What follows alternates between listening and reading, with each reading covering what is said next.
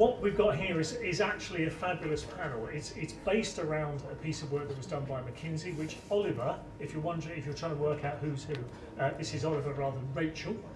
Oliver and Rachel both worked on the McKinsey report, and that's the kind of touchstone for the conversation. Identify this area as being very important. Oliver will tell you a lot more about that. And then what I'm looking to do from the other contributors is to just get a sense of where that conclusion resonates and also what we can do with it moving forward. And then, of course, it's open to the floor. So we'll get kind of 5-10 minutes from each of our presenters, and then we'll get into a conversation, because obviously this is for us as a community to move forward. So I think, given that you come all the way down from London, we should give you a Bristol welcome for Oliver Munn from McKinsey. Are you going to operate from here? I can do if you want. Yeah. It's just that we'll pick you up on that microphone. Good afternoon, everyone. Thank you for the lovely Bristol welcome. My name's Oliver Munn. I work for McKinsey & Company, the consulting firm.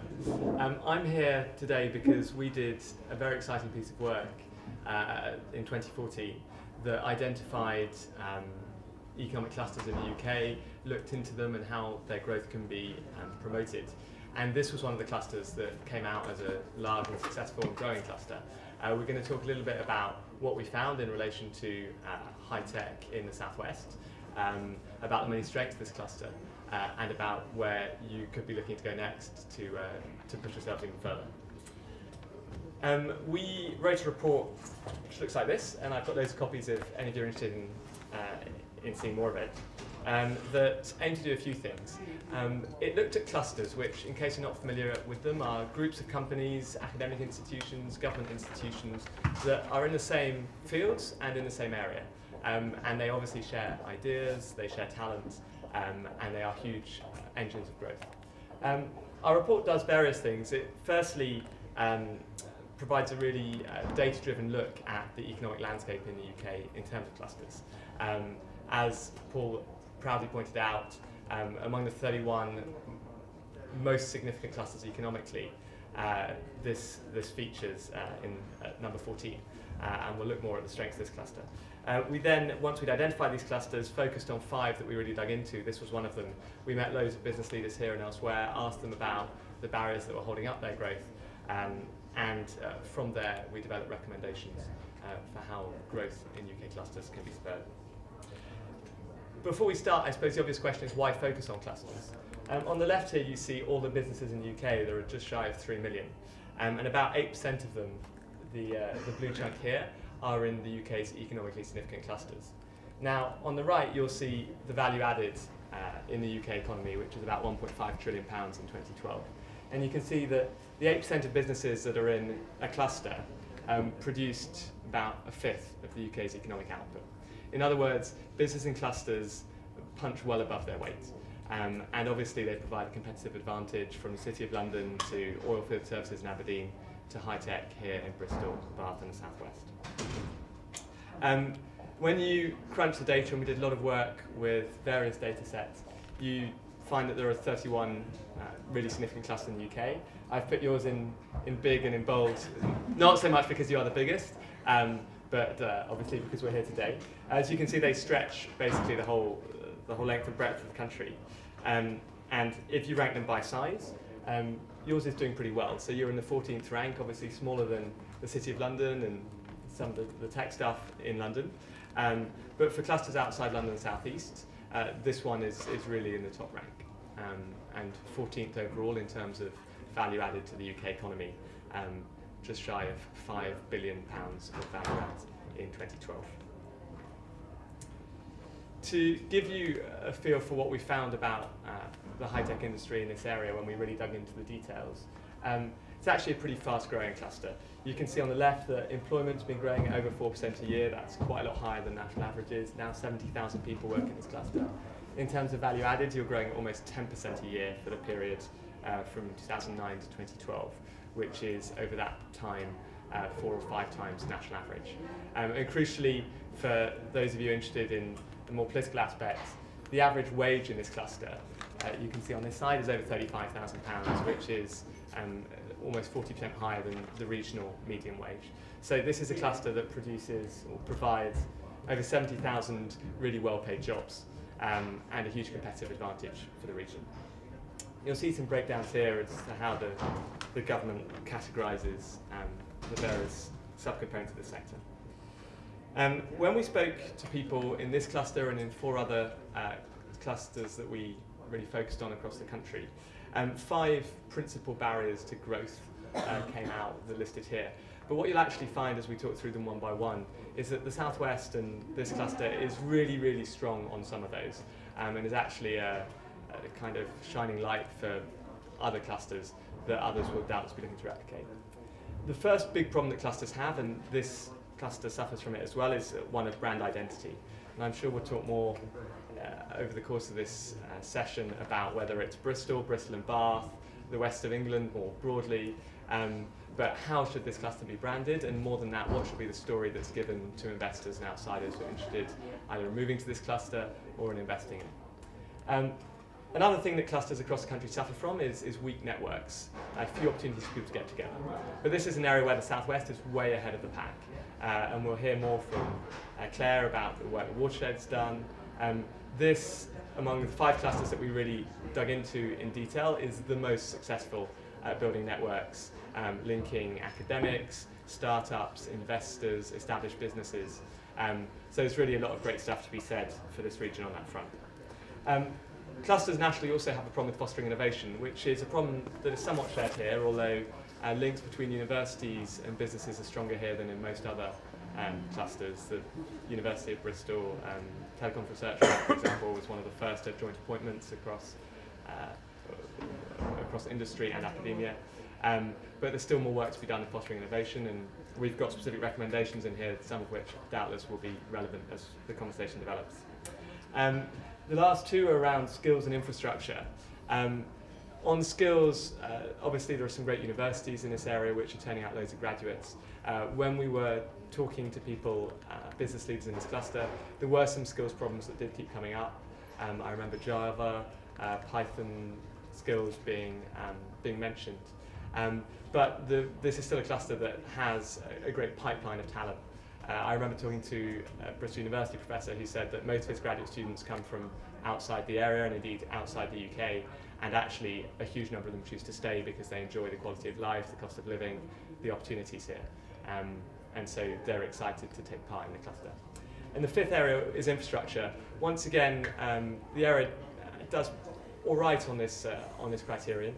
The cost of living is not too high. There is housing available and affordable, certainly compared to London and the southeast. But we have heard consistent complaints from people within the cluster that congestion and transport difficulties are holding them up. Something that obviously requires quite a big response across the region. So those are some of the many strengths of this cluster. We'll dive into what can be done to target some of the shortcomings of this and other clusters as the panel goes on. But in short, it's a great cluster. It's been growing really fast, lots of high-paying jobs, and so there's a lot to be really proud of and to build on here in Bristol and Bath.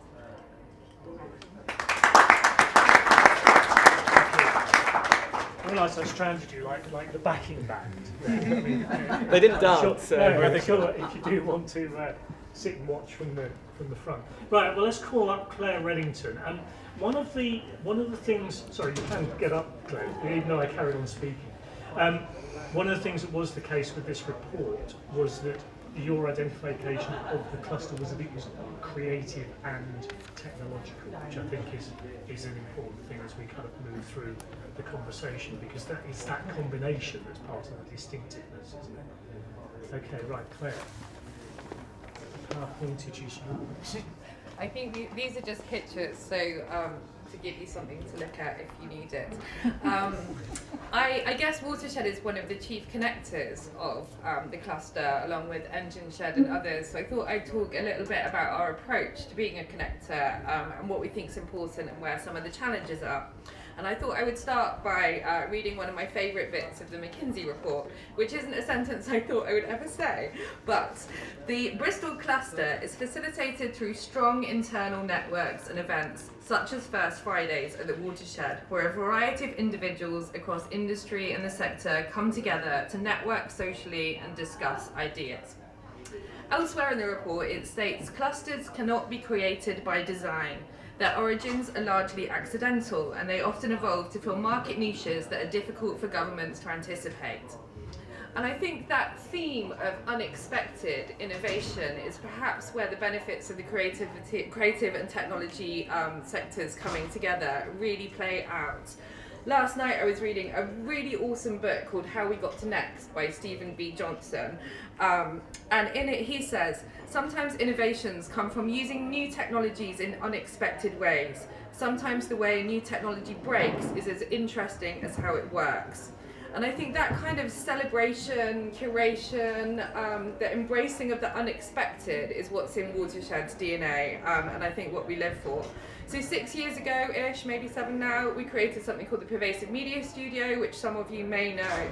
And the idea is based on John C.D. Brown's Creation Nets, which is to deliver innovation fast to the marketplace, you need to work with people who are not like you.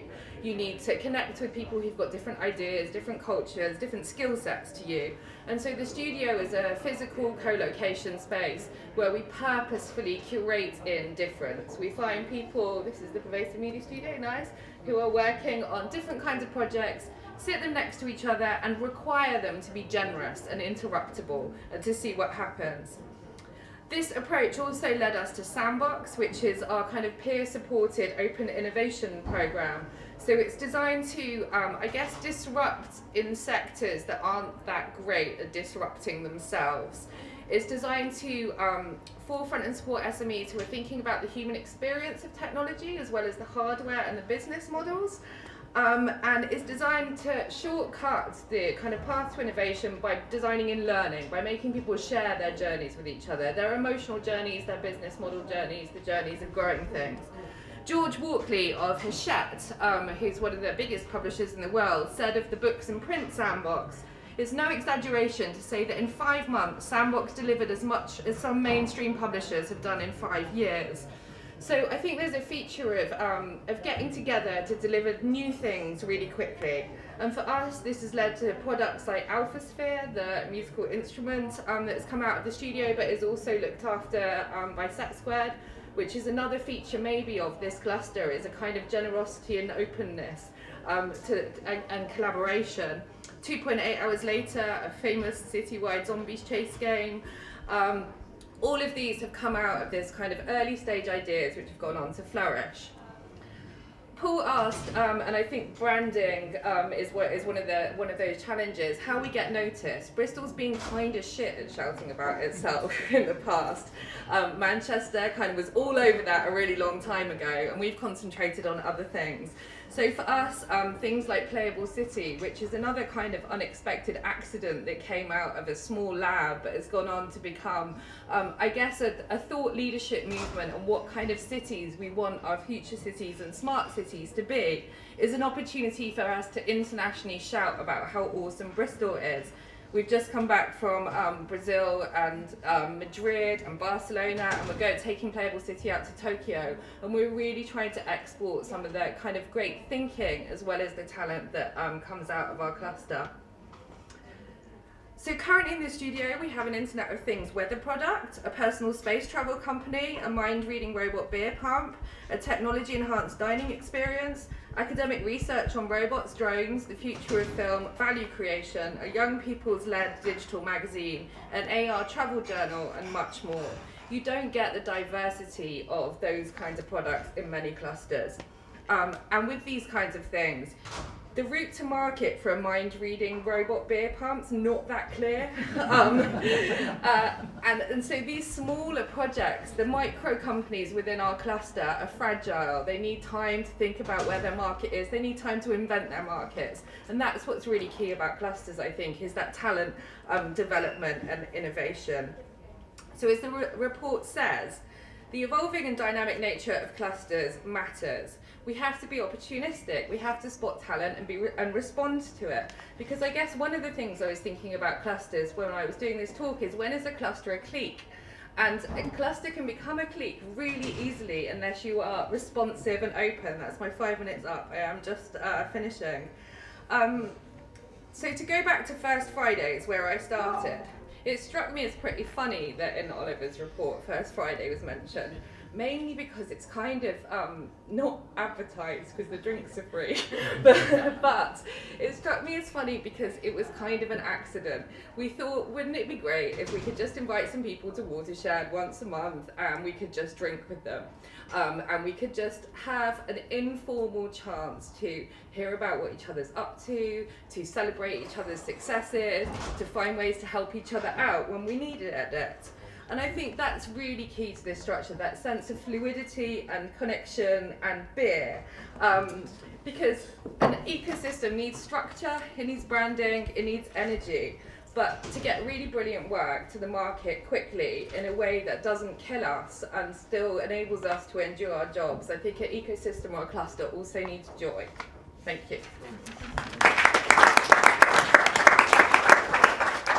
Thanks, Matt. Right. So, as I said, this cluster is defined as being a combination, and in fact that's one of the strengths of it, of technology and the human stuff that Claire was talking about.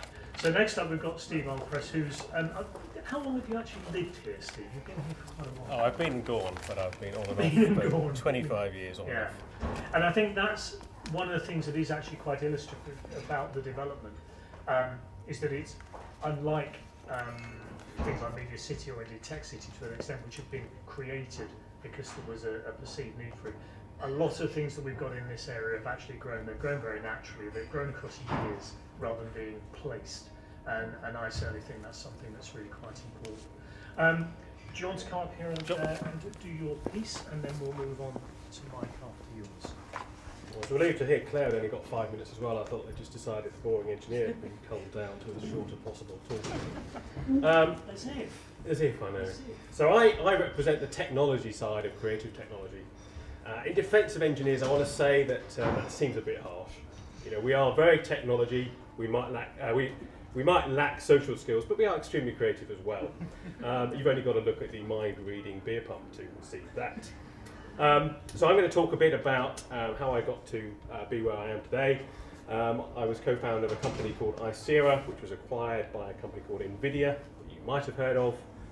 Unfortunately, the McKinsey report hadn't heard of us. You know, although we employ more people in the tech sector than any other company, we didn't get a mention. So not that I'm bitter. Broadcom is equally bitter, by the way, and they're a similar number of employees. So just to show. There you go. Right. Enough ranting and complaining and using this as a soapbox.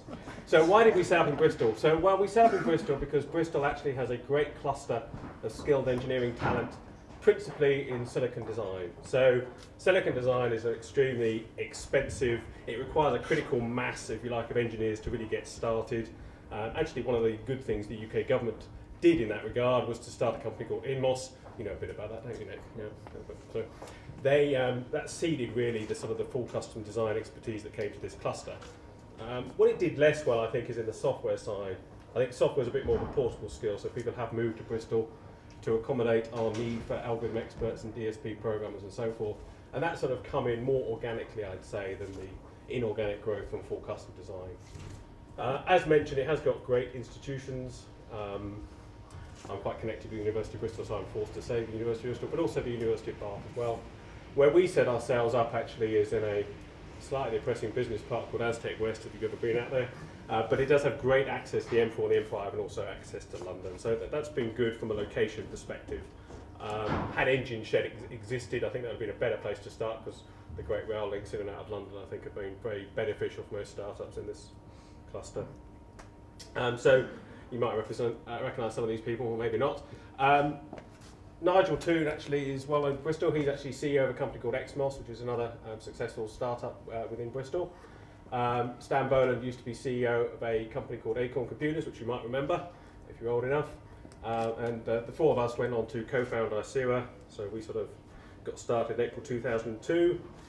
We thought we were going to, develop a small piece of silicon, a bit of software, go along to Nokia, and then we're going to sell millions of them. As it turned out, it took us another 13 years before we got to where we are today. So it's been a long, long road, a lot of work, and that's principally the nature of silicon startups, frankly.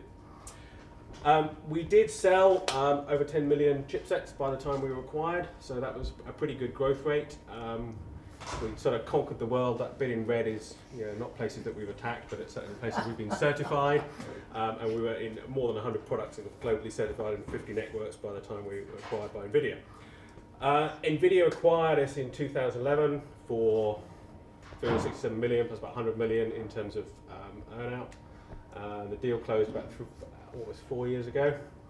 And what it's meant really is that as a company doing modems, we now have much cooler slides. NVIDIA's much better at graphics than we are.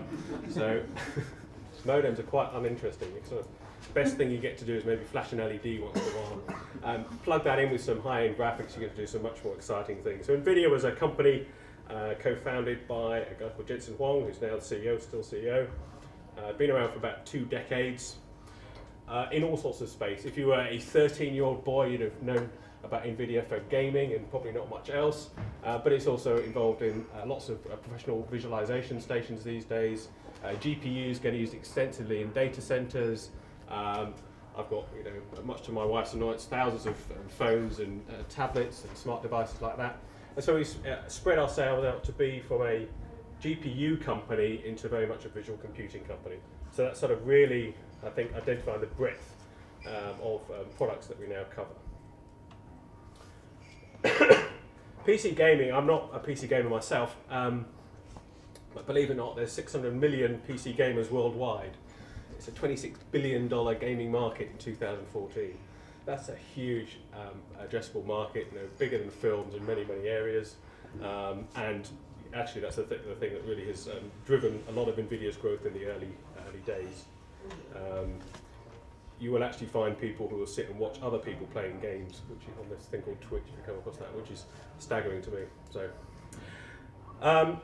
Quadro is used for, this isn't a real car, this is actually just a pure image, but you can see that the rendering is so high quality these days that it looks like a real image. And so that's purely because of the Quadro side of things. Every single visual effects CGI film that's been nominated in the past 5 years has been rendered using NVIDIA technology. So lots and lots of stuff that links us really with the creative sector already. And some of you might know what this sport is. This is a funny thing they do in the States where I live for a bit, called American football. No feet involved, but there you go. But anyway, so this game, as you can see, is sort of being completely rendered in real time, so you get a lot more experience because, frankly, it's a very dull game to watch, and unless you overlay it with computer graphics, it doesn't look any more interesting. So that was it.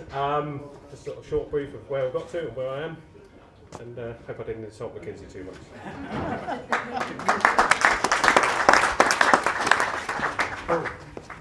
Good. So we've heard from a few brands so far. The key thing, though, is that a lot of this development, it revolves around small companies, it revolves around startups, it revolves around people with great ideas moving through the system, if you like. So our final speaker is Mike Jackson, who runs an incubator that's based here. It's called WebStart. And Mike, if you could give us a perspective, without probably having to stand up. Yes, I'm going to stay here. Stay where you are, that'd be fine, if you prefer. Just on how this space feels to you, what the important components are. I mean, Claire's already referenced Watershed. What Steve said just now about the existence of engines not letting us have these companies out on a ring road somewhere, but actually getting them into the heart of the city. So yes, the floor is yours, and then we'll get into. Thank you. So I'll talk a little bit about WebStart in a second, but first I want to talk about how I perceive Bristol and Bath and the tech cluster to have changed out of all recognition. Can you hear? Okay. Could you use the mic? No problem. So what I want to talk about very briefly is how, from my perception, I've seen such a big change in the tech cluster of Bristol and Bath over the last couple of years. So I came to Bristol 10 years ago, 2005, and when I came, I'd sold I had an events business which worked for Microsoft, so I was kind of half creative, half tech, so I had to kind of bridge those two things. And I came to Bristol because my wife's family came from Bristol and we were escaping London and the rat race. And I wanted to do some startup investing and get involved in some startups in Bristol. And I found it incredibly difficult to find my way through Bristol in that time. Great professional services firms, fantastic lawyers, fantastic accountants, but I couldn't find the support that I needed and the introduction to people. And just as Clay said, I found it incredibly cliquey, and siloed is a word I use a lot. And I really struggled, and I invested in a startup that was in Bath, and I brought it to Bristol, and I found a few people to help me. I even met Nick in his very first kind of days at Set Squared. But I just didn't get that support, and that startup failed through lack of advice and support and through some of my own failings. And then I went on a few wilderness years, and I worked for some Bristol companies, some companies in Stroud and other places. And eventually I had to go back to London to work, and I felt that was a real failure, and I was quite annoyed about not getting that help and support. And then a couple of things happened. The first thing was I got a phone call from Nick saying we're going to do this engine shed thing. And for the first time I felt that could be a place, and the sense of place I think is very important to people, certainly important to me. A place where I could belong, a place I could come to every day. And the second thing that happened was I started to have interesting conversations about funding. Because by that stage the money I'd made a few years ago was starting to run out. So I knew I needed to find funding, and funding is fundamental to the success of small businesses. Most businesses can't start without some element of funding. And it was those two things coming together, both the engine shed as a place to do a venture and ways of raising money that wasn't just about friends and family and angels, made WebStart a practical option. So a year ago I founded WebStart, was one of the first tenants in the engine shed, and I managed to raise some money through crowdfunding. And that money came from all over the UK. Very little of it actually came from Bristol, but it came from all over the UK, and it allowed me, with some of my money, to then find some startups. And a lot of people said, are you sure the startups are here? You know, will you have to open this up to London or Estonia or Glasgow or wherever? And I was really pleased that straight away I got about 40 to 50 applications from the Bristol and Bath area, and I insisted on keeping it local. So if someone did contact me from Glasgow and say, we're willing to move for the duration of the programme, I'd go, you're either moving or you're not in. You've got to be here, because I want companies to grow here and not dissipate all the effort we're putting in. And last year I invested in 20 companies, and a high percentage of them, thank God, are still alive and still ploughing away and doing their stuff. And this year so far I've invested in 3. I just signed a deal on the 4th this morning. Going to probably do about 10 to 12 this year, not quite as many as last year. So I'm still dealing with a lot of the issues and helping the first group of companies. But what I can say now, and I think I've tried to play my small part in this, is we've broken down, I believe, all the silos. So if someone comes into this building, or if someone even contacts me, or Claire, or Nick, or any of the other people doing great work like Ben Trewalla up at the Games Hub, you will now be connected. It will be a conversation of, well, I can't help you, but you should speak to Mike, or you should speak to Ben, or you should speak to Claire. And we share that experience, and we share that knowledge. And that, I think, has only relatively recently started happening in a big way, and in a coordinated way. Part of that is the success of Invest Bristol and Bath as a body that has as a job and salaries behind it to actually promote what we're doing in the area and attract inward investment of money and inward investment of people and businesses. And that has made a big difference as well. They've got a budget which is always useful to pay for some drinks. And I think the combination of all those things together has made such a difference. And we're now on a real roll. And we feel incredibly proud.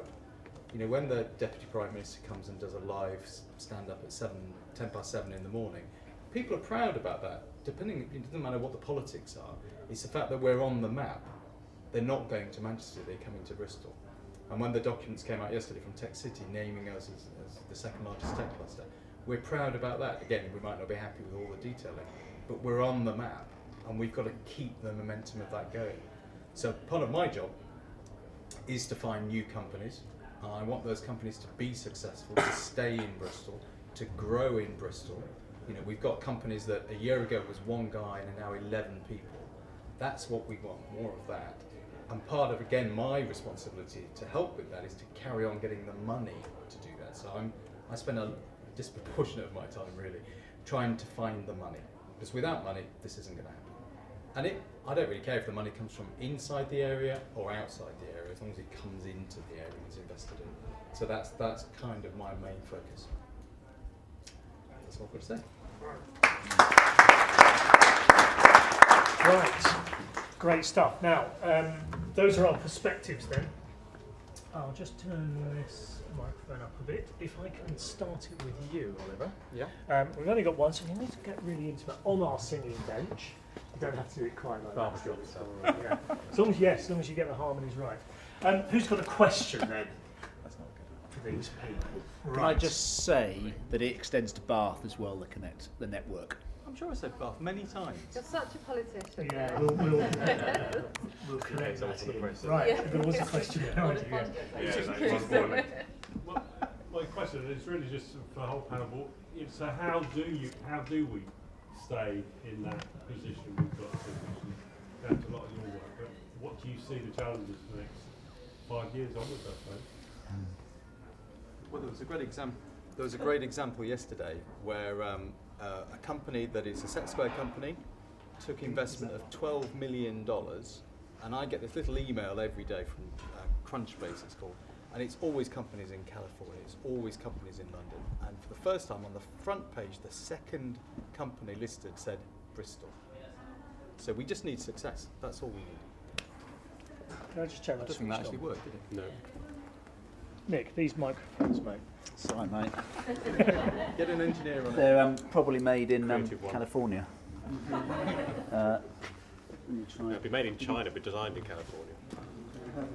We can shout, don't we? Yeah. I think we can shout. Well, let's do shouting, because Blake that's doesn't need good. a That's very, that's very Don't need good. a microphone. Cool. Oh! Testing. Right, there you go. What did the report tell us we have to do, Oliver? What's our homework?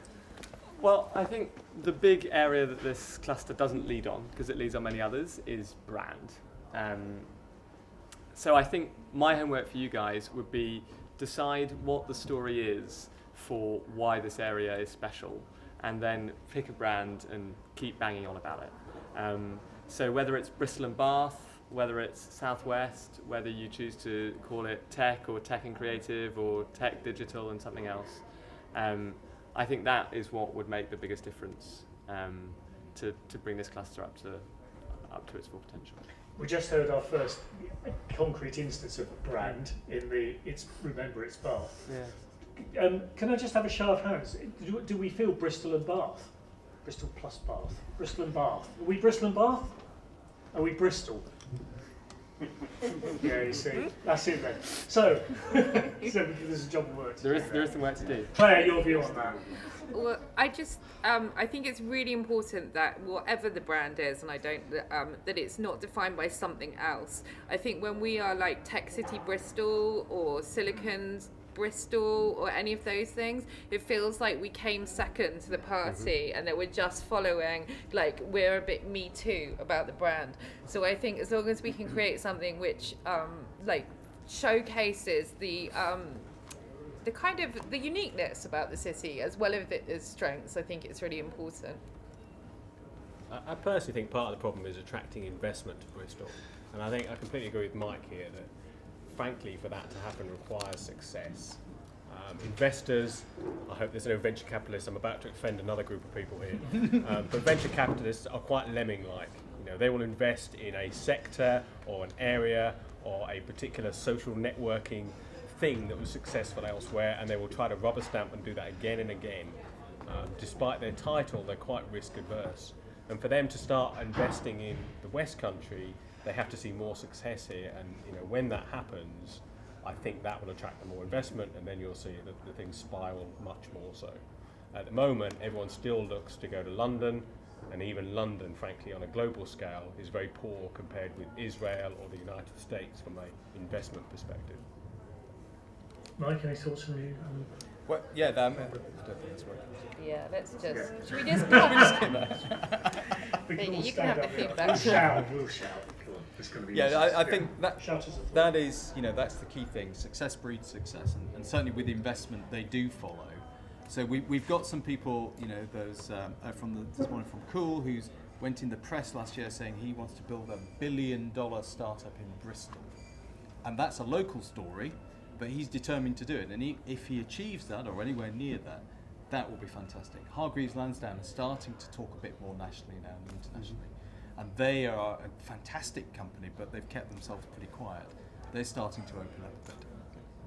Can I add to that? 'Cause the whole point, if you create a brand, you kind of get stuck by your brand a little bit. And actually what I've been hearing is all these different things, create a kind of great place and new innovation, things like that. If you're suddenly trying to brand it, you get stuck in your own little brand and kind of concentrate around that area as well. So be worried that if you try to brand it, it becomes a little bit self-fulfilling, and that's what you do rather than. Brand is create- what other people say about you, right? Yes.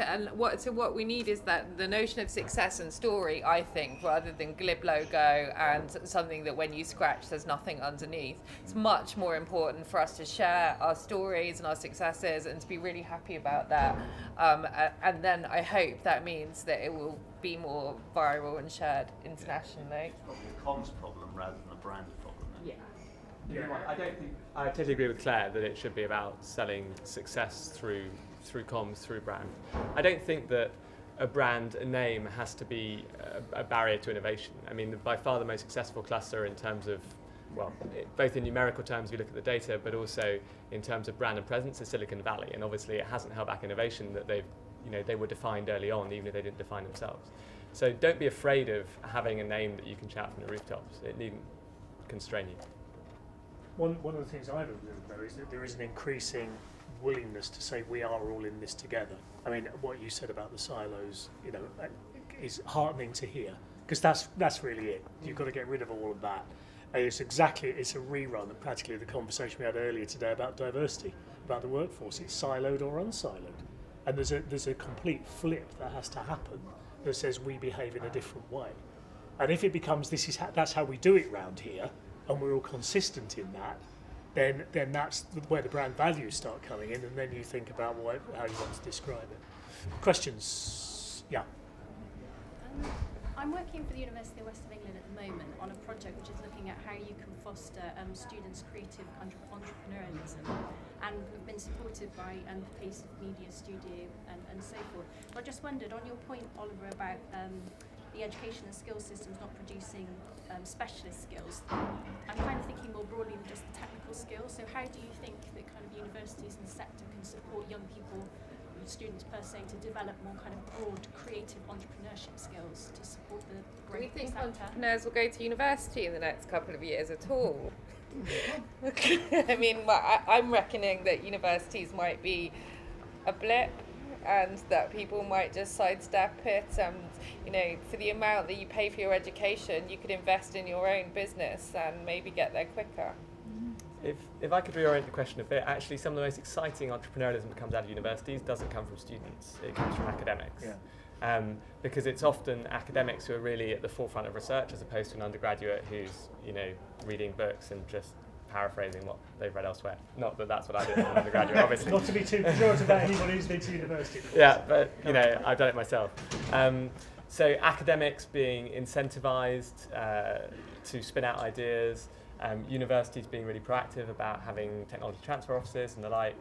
I know that there'll be some people who don't get excited about it, but ways of commercialising academic success are. Maybe, but transfer offices exist to lock IP down rather than to enable it to flourish. So open IP systems need to go hand in hand. Good ones needn't just do that, though. There's a tendency for academics not to overvalue their own research as well, and to not recognise that actually it takes two things to turn this into a business. You have to take the idea, and there's a level of pragmatism and engineering skill that goes into turning that into an actual real business. And by giving the academic 30% or whatever ownership is actually feeding that monster, in my opinion. So. Not that there's not brilliant ideas coming out of universities. Yeah. And certainly, I get invited, as Nick does, to go and speak to all four local universities and talk to students about entrepreneurship and what to do, whether they are technical or whether they're arts and humanities and just thinking about they've got a great idea. And there's a whole load of people coming out. But interestingly, I did a talk at Bristol Uni on Tuesday where I took along one of my startups, Paul Archer, who's in the Pervasive Media Studio. Nice overlap. And he said his advice was, don't go straight into entrepreneurship. Do a couple of years of either working for someone else or travelling or doing something, and then come to it when you're a little bit more mature. And I certainly would advise that now. I've had a few startups straight from university, and it's just too soon. They need just a little bit of a life experience. On the other side to that, though, I think we do need to find ways to connect with young people before they go to university to get them to think about what's possible. And, you know, also if you And think see it about... as an alternative career. Yeah, and also to think about diversity in terms of like the ethnic mix in young people in Bristol, that is not reflected in the sector. And so finding ways, because not for diversity's sake, but because again, innovation needs people who think differently, who are coming from different places, who are young, who are old. So I think we need to find loads more informal links. I think also that does come down to finding somebody else to work with. You know, I mean, again, the disposal of the silo is I'll find somebody not like me. It's a really engaging thing to do, and within the area, there's lots of potential for it. There's a rather nice sense of common purpose, because a lot of us have chosen to live here. But there's also a sense that actually there's plenty of interesting bits to connect with. So kind of why not do that? More questions? Silicon Valley is often held up as the cluster to emulate. Whether you want to rebrand it or not is a different question. But they talk a lot about this idea of pay it forward, of successful entrepreneurs just meeting up for coffee with young entrepreneurs. Now, Nick, Mike, Steve, you're very visible in the area, but beyond a few people, where are the rest of the successful entrepreneurs? I mean, there have been successful exits over the last couple of years in Bristol and Bath, but it's just the same face. It's great that we have the same faces each time, but maybe there should be more. Where are the other entrepreneurs who've had success? Yes. Do you feel like an endangered species, or do you think? I mean, or is this something that really anybody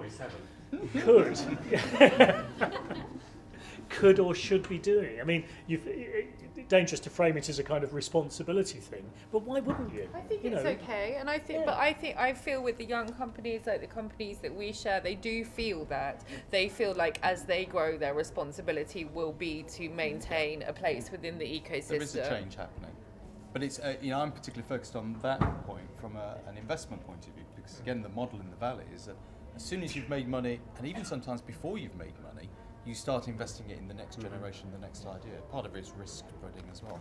We definitely don't have that structure here.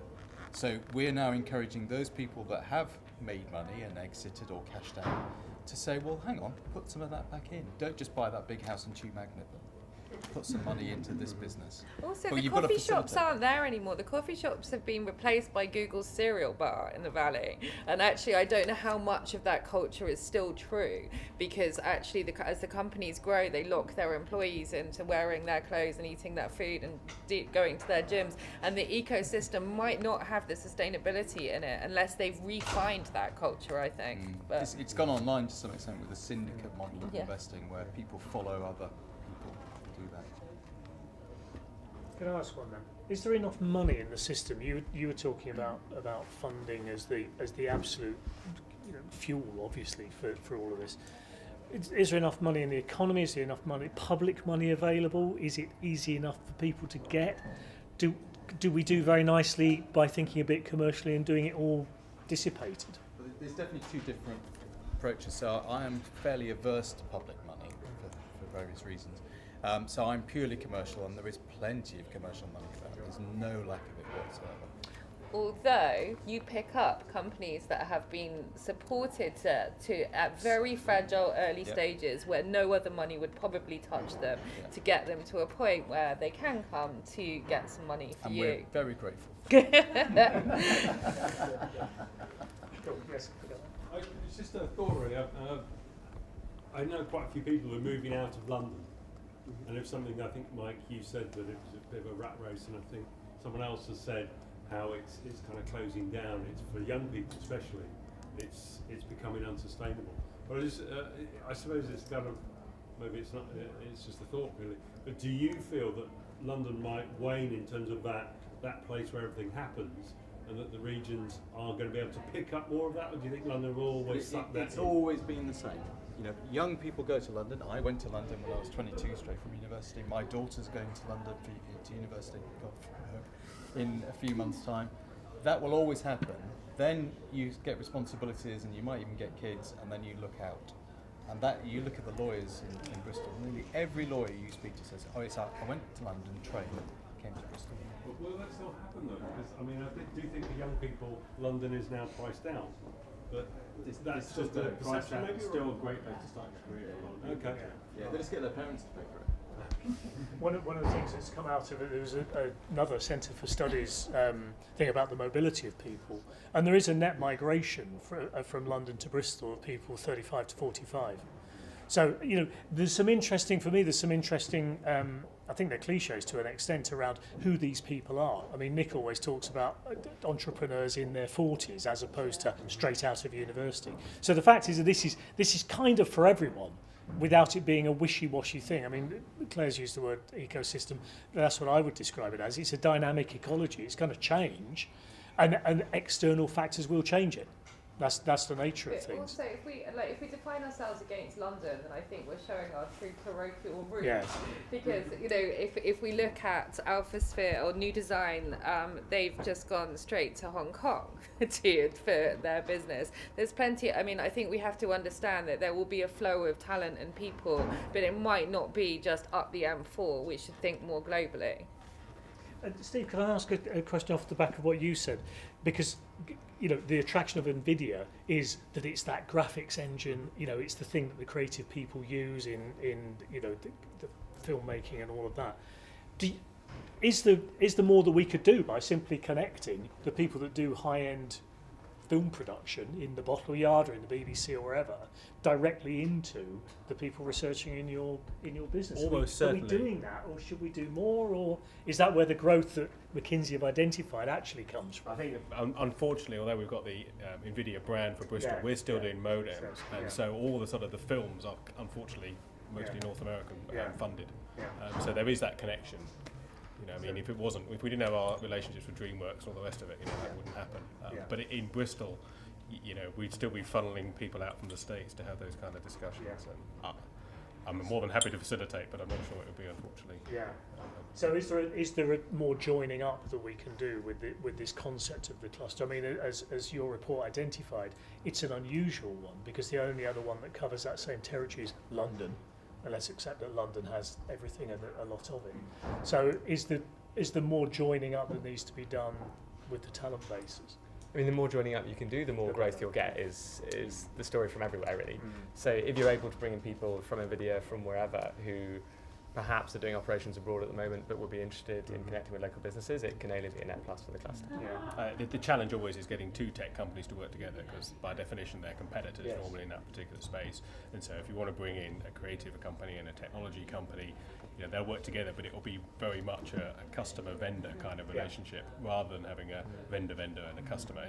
And to make that happen, I think, frankly, it has to be down to individuals brainstorming in a cafe and say, how about we get together and do this? And then you might have something. But I'm not sure you can enforce that environment without it. Although I think we are, you and I, trying to make that happen, aren't we? Together with Ben at the Game Centre, with virtual reality, where we recognise that virtual reality is a coming thing. My investors are very keen to find investments in that area.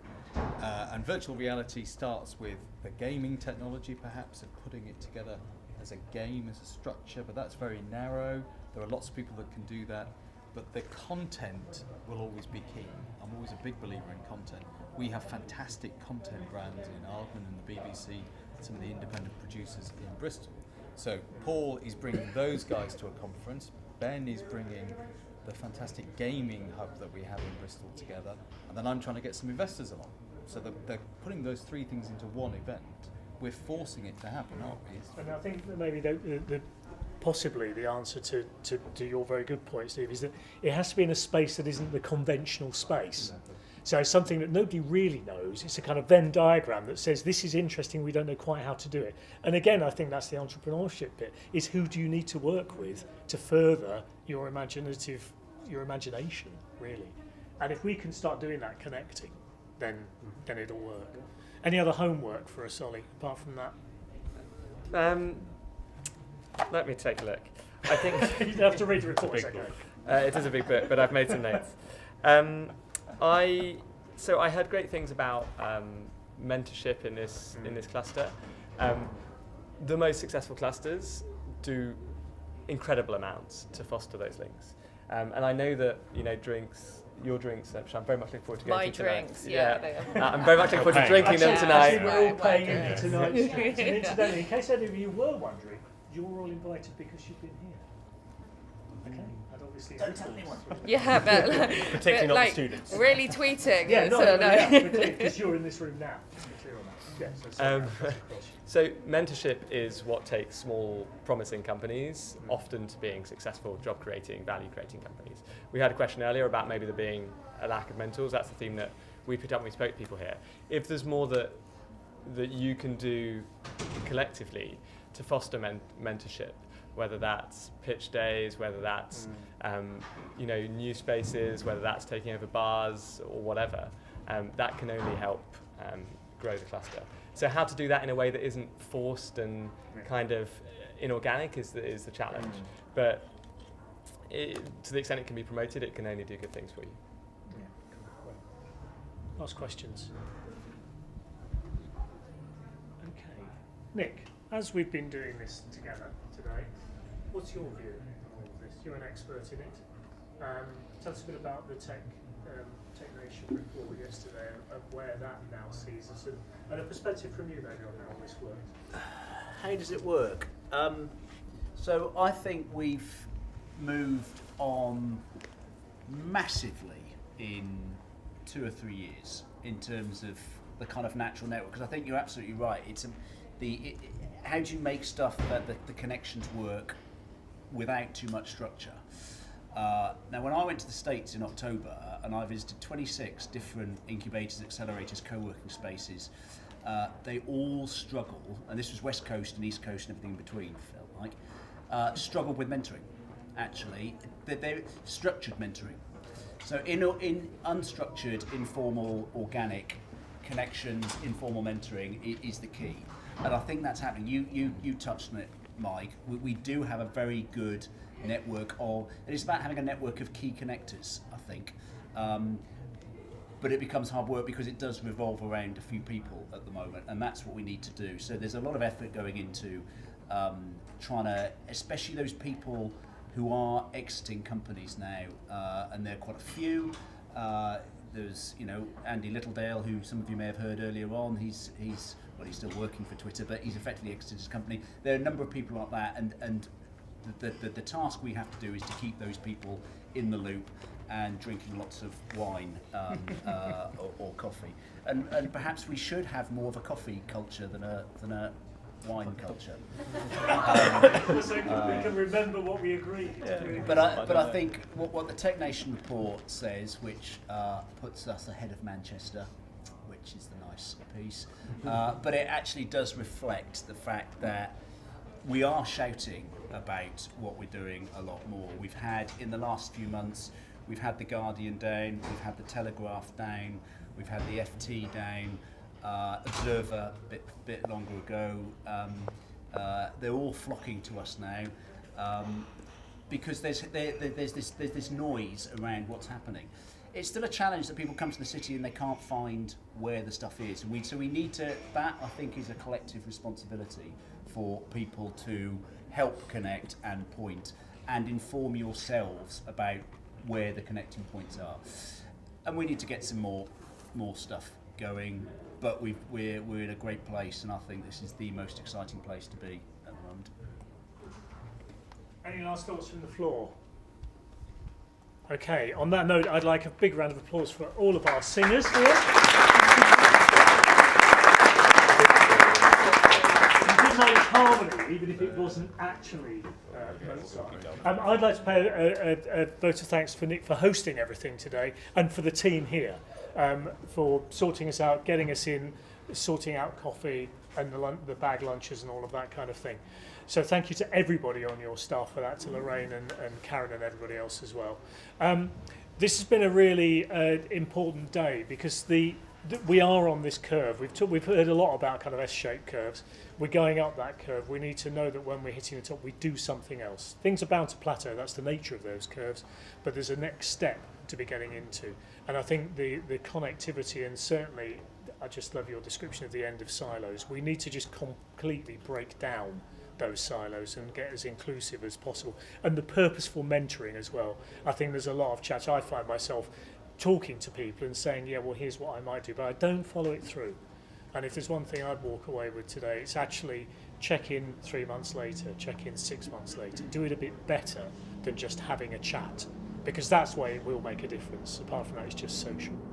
So I'd like to say a big thank you to you. We are allowed to invite these people to the first round. Surely. Can't just check in, you know. Yeah. I'd also like to say thank you to Mark Jacobs, who sat down there. Mark works for the BBC Academy and has been managing all of this with the BBC partnership as the kind of key cornerstone for that within the BBC.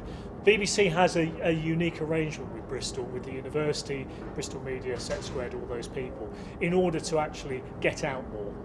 So it's very important that we actually embrace that. We get some of those big brands, the Aardmans, Future, BBC, into what it is that we do. So we're going into an interesting space. Keep these conversations going. Do give us some feedback on what you've heard. The flow of information has been really good. Everybody who's sat on these chairs today, I think, has been just brilliant. So thank you to you four, but also to everybody else who's been here. I think that's it. I think we go and have a drink now, don't we? Thank you, Paul. Excellent. Yeah. Cool.